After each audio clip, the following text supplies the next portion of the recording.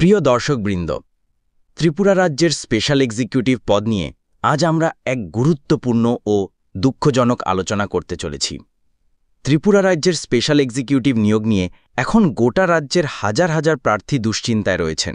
এই নিয়োগ সরকার এখনও বাতিল করেনি, তবুও অনেকেই মনে করছেন এটি যেন চুপচাপ ফেলে রাখা এক অনিশ্চয়তার খেলা, যেখানে প্রশ্ন উঠছে এই নিয়োগ কি আদৌ হবে, নাকি এটি চুপিসারে বাতিলের পথে হাঁটছে। আপনিও যদি এই পদে আবেদন করে থাকেন এবং ইন্টারভিউ দিয়ে প্রতিদিন আশায় পথ চেয়ে থাকেন, তাহলে এই ভিডিওটি আপনার জন্য অত্যন্ত গুরুত্বপূর্ণ।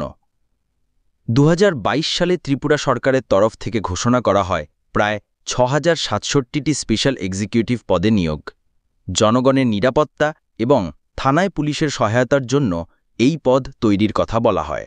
শিক্ষাগত যোগ্যতা শুধুমাত্র মাধ্যমিক পাস, কোনো লিখিত পরীক্ষা নয়, সরাসরি ইন্টারভিউর মাধ্যমে হবে নিয়োগ। ইন্টারভিউ হয়ে গেছে, কিন্তু এরপর 2024 সালে বিভিন্ন জেলায় ইন্টারভিউ অনুষ্ঠিত হয়েছে। হাজার হাজার যুবক যুবতী ইন্টারভিউ দিয়েছেন, আশা ছিল শিগগিরই অফার লেটার পাবেন। কিন্তু আজ 2025 সালের মাঝামাঝি এখনও একজন প্রার্থীও অফার লেটার পাননি। না আছে কোনো মেরিট লিস্ট, না আছে কোনো রেজাল্ট, না আছে কোনো অফিসিয়াল নোটিশ।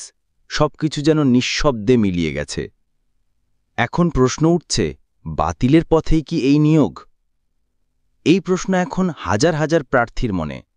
যে নিয়োগে এত আগ্রহ ছিল, সেটি আজ নিরবধি অনিশ্চয়তার শিকার।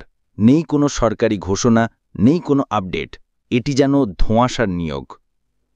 বাতিলের আভাস কেন পাচ্ছেন প্রার্থীরা? প্রথমত, ইন্টারভিউ শেষ হবার দীর্ঘদিন পরও একটিও অফার লেটার ইস্যু হয়নি। দ্বিতীয়ত, সরকারের কোনো দফতর থেকে স্পষ্ট করে কিছু বলা হচ্ছে না। তৃতীয়ত, নিয়োগ বোর্ড বা পুলিশের পক্ষ থেকেও কোনো টাইমলাইন জানানো হয়নি। চতুর্থত, অন্য নিয়োগগুলি নিয়ে প্রশাসন ব্যস্ত, অথচ এই পদ নিয়ে নীরবতা। অনেকেই বলছেন এটি পরিকল্পিত বিলম্ব।